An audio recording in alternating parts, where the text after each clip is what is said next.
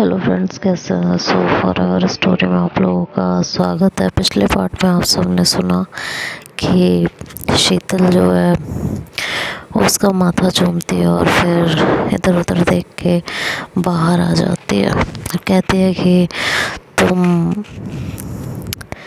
Change कर लो, मैं बाहर तुम्हारा इंतज़ार कर रही हूँ।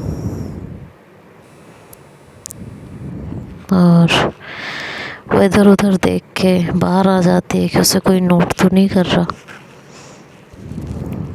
बाहर आती है और इधर श्री जो है कपड़े चेंज कर रही होती है। कपड़े चेंज करके वो भी बाहर आ जाती है।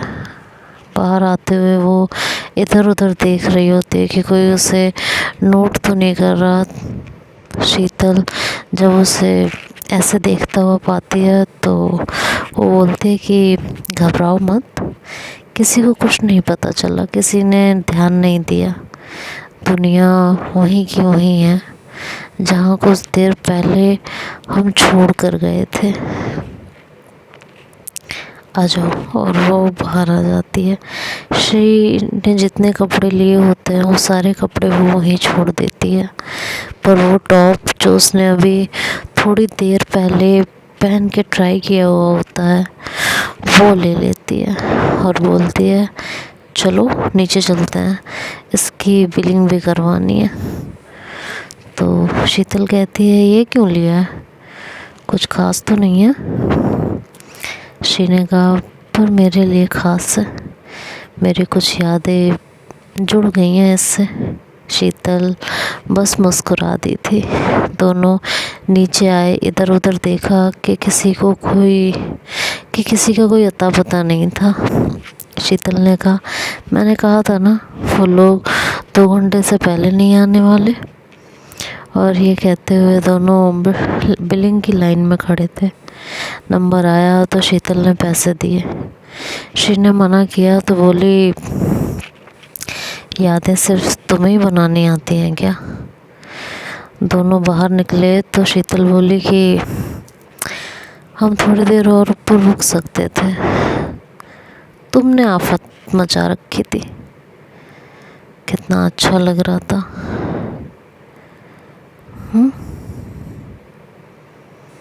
उन लोगों के आते ही दोबारा चिक चिक शुरू हो जाएगी। श्री ने कहा सुनो मेरी बात, कोई कुछ भी कहे तुम जवाब मत देना, कोई चिक चिक नहीं होगी। जो कहे चुपचाप सुन लेना बस। शीतल ने कहा सुना ही तो नहीं जाता, पर कोशिश करूँगी। दोनों आधे घंटे तक आसपास की मार्केट में घूमते रहे। श्री ने घर में यूज़ के लिए कुछ चीज़ें खरीदी और फिर वापस मॉल आ गए। रास्ते में पीसीओ देखकर शीतल ने प्रिया को कॉल की तो पता चला कि सभी अभी दुकान पर ही बैठे हैं। शीतल ने जल्दी आने का कहकर फ़ोन कट कर दिया। दोनों वापस आकर मॉल की सीढ़ियों पर ही बैठ गए। दोनों एक दूसरे से काफ़ी सटे बैठे थे, एक दूसरे के काफ़ी नज़दीक। थोड़ी देर इधर उधर की बातें करते रहे। फिर श्री ने पूछ ही लिया कि यहाँ से प्रिया के घर जाओगे। शीतल ने कहा नहीं। क्यों, मम्मी और शालू ताई को बुरा लगेगा। लगने दो, तुम शादी में भी नहीं जा रही हो। तो मम्मी और ताई के साथ थोड़ा समय तो गुजारना चाहिए ना, वो दोनों रोज़ रोज़ तो आती नहीं। फिर मम्मी से तो घर जाके मुलाकात भी हो जाती है, पर ताई से तो बात भी नहीं हो पाती। कितना मिस करती हो, अब मौका मिल रहा है तो नहीं कर रही हो। शीतल ने कहा तो क्या करूं, सोचा तो मैंने भी यही था कि शाम को प्रिया के घर चली जाऊंगी, सुबह वहीं से ऑफिस आ जाऊंगी। पर वहाँ जाने का मतलब है वही शादी में चलने की चिक चिक, कपड़ों के लिए चिक चिक, ऊपर से प्रिया उस आग में घी डालेगी, वो बस मम्मी को भड़काएगी। तो वहाँ जाके मुझे बेवजह का और कोई तमाशा नहीं करना। तो श्री ने कहा सुनो, मम्मी जो भी कहेंगी तुम मान जाना। और फिर प्रिया को घी डालने के लिए आग मिलेगी ही नहीं। फिर वही बात, श्री मुझे शादी में नहीं जाना है, समझ में आया? और तुम कह रही हो कि मान जाना। हाँ मान जाना, बाद में बहाना बना देना कि नहीं आ पाओगी, और बाद में तो और कलेश होगा। कुछ नहीं होगा, मम्मी गुस्सा करेंगी, तुम्हें फ़ोन पर डांटेंगी तो सुन लेना। और तुम फ़ोन करती ही कब हो?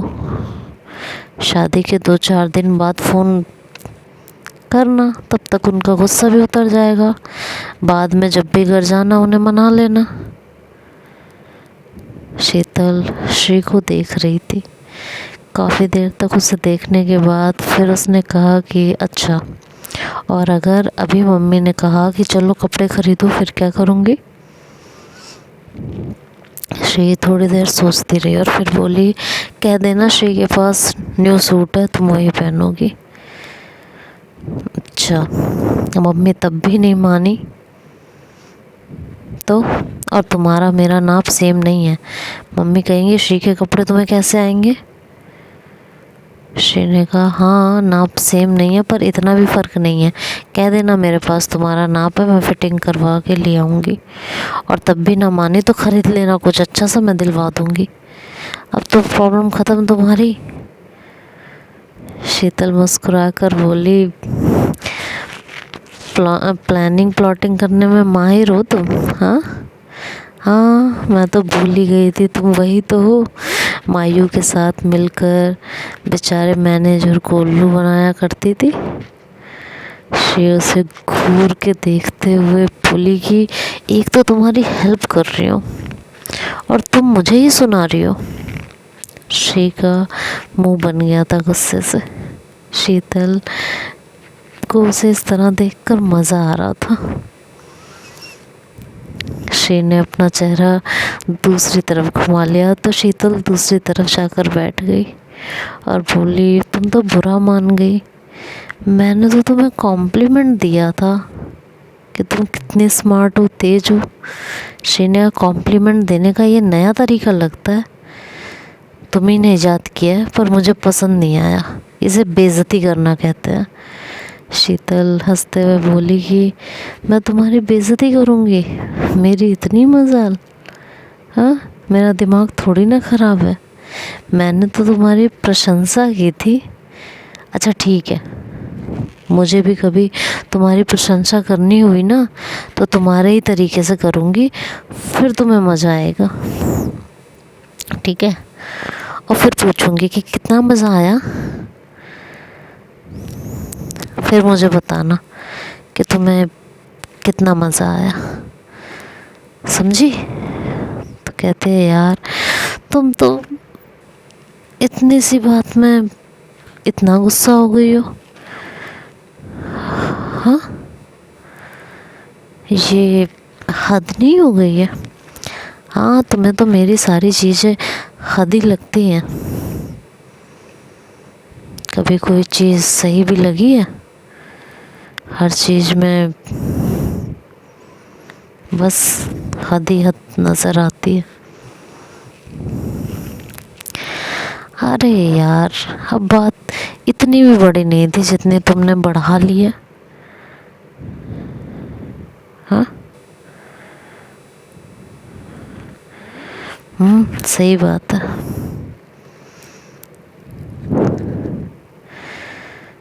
बस कहती है नहीं नहीं प्रशंसा कर रही हो ना, मुझे भी कभी ज़रूरत हुई तो मैं भी तुम्हारी प्रशंसा ऐसे ही किया करूँगी। शीतल हंसते हुए बोली कि तब तो भूल ही जाओ, तुम मेरी प्रशंसा कभी कर ही नहीं पाओगी, क्योंकि प्रशंसा करने लायक मुझ में कुछ है ही नहीं, और वैसे भी तुम मेरी प्रशंसा करती ही कब हो? श्री ने कहा हर इंसान में तारीफ़ करने लायक कुछ ना कुछ ज़रूर होता है, मुझे तुम पे पूरा भरोसा है, तुम कभी ना कभी ये मौका मुझे ज़रूर दोगी। ये बोलते हुए श्री शीतल को लिटरली घूर के देख रही थी। शीतल ने मुस्कुराते हुए कहा, अच्छा अच्छा, सॉरी, तुम्हें बुरा लग गया? Sorry sorry. नहीं, मुझे बुरा नहीं लगा। क्यों लगेगा? तुमने तो तारीफ की थी ना। हाय, गुस्से में तो और कयामत लगती हो, एकदम कुरकुरी, मसालेदार और लजीज। जी चाहता है तुम्हें खा जाऊं। श्री ने कहा, तुम्हारा पेट खराब हो जाएगा। शीतल ने हंसकर कहा कि हो जाने दो, पेट क्या, मैं अपना सब कुछ खराब कराने को तैयार हूँ अगर तुम्हें खाने का मौका मिले। इस बात पर श्री उसे और घूर कर देखती है। शीतल कहती है कि तुम्हें किस करने से भी ज़्यादा मज़ा मुझे तुम्हें सताने और छेड़ने में आता है। तुम्हारे गुस्से से ये फूले फूले गाल देखकर सचमुच जी करता है कि इन्हें खा जाऊं। इन्हें देखकर मेरे मुंह में पानी आ जाता है।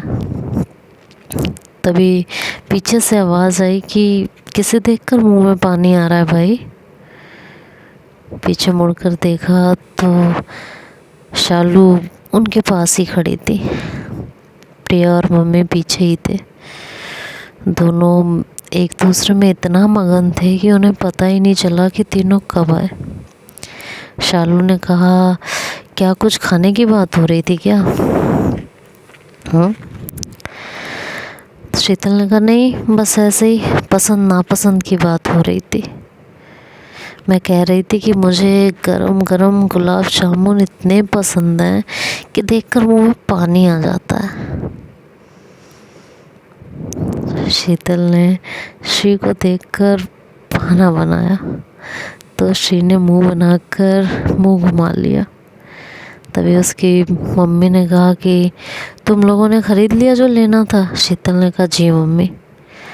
उसकी मम्मी ने कहा, तो अब और कुछ ना हो तो घर वापस चलें, तुमने तो मेरी नाक कटवानी ही है, कुछ लेना तो है नहीं। शीतल ये सुन के भी चुप रही, उसने कोई जवाब नहीं दिया। सब लोगों ने स्टेशन के लिए ऑटो लिया और स्टेशन पहुँचे। पूरे रास्ते शीतल बस श्री को देखती रही, जो उसकी तरफ देख ही नहीं रही थी। शीतल को पछतावा हो रहा था और मन ही मन बोल रही थी कि इसे कहते हैं पैर पे कुल्हाड़ी मारना, जो कि मैंने बहुत अच्छे से मारी। मुझे ना अकल ही नहीं है, हद कर देती हूँ मैं भी यार। बेवजह उसको ये बोल दिया कि बॉस को भी टुल्लू बनाती थी। क्या ज़रूरत थी मुझे उसे ऐसा बोलने की? उसकी भी तो बात सही है ना, बनाती तो मेरे लिए ही थी। क्या क्या बोलती रहती हूँ यार मैं, हद हो गई है मेरी। खैर, अब मनाओ, अब मनाने में कितना टाइम जाने वाला है भगवान जाने। यही सोचते सोचते सब स्टेशन पर पहुंच गए थे। स्टेशन पहुंचे तो अनाउंसमेंट हो रही थी। प्रिया बोली कि थोड़ा जल्दी चले तो ट्रेन मिल जाएगी। इस पर शालू बोली, और श्री की ट्रेन? श्री भी हमारे साथ ही जाएगी क्या? शीतल ने कहा, नहीं, उसे दूसरी तरफ जाना है तो दूसरी ट्रेन से जाएगी। उसकी मम्मी ने कहा, तो क्या उसे यहाँ स्टेशन पर अकेला छोड़कर जाएंगे? शीतल ने कहा, आप लोग जाइए, मैं श्री को भेजकर अगली ट्रेन से आ जाऊंगी। तो उसकी मम्मी ने शीतल को बड़े ध्यान से देखा। शीतल ने कहा, ऐसे क्या देख रही हैं?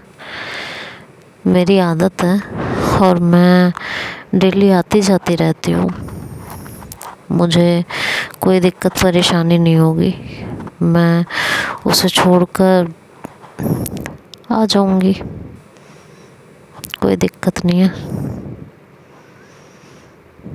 तो देखते हैं अब आगे क्या होगा, ये तो नेक्स्ट पार्ट में सुनेंगे। तब तक के लिए बाय बाय, टेक केयर।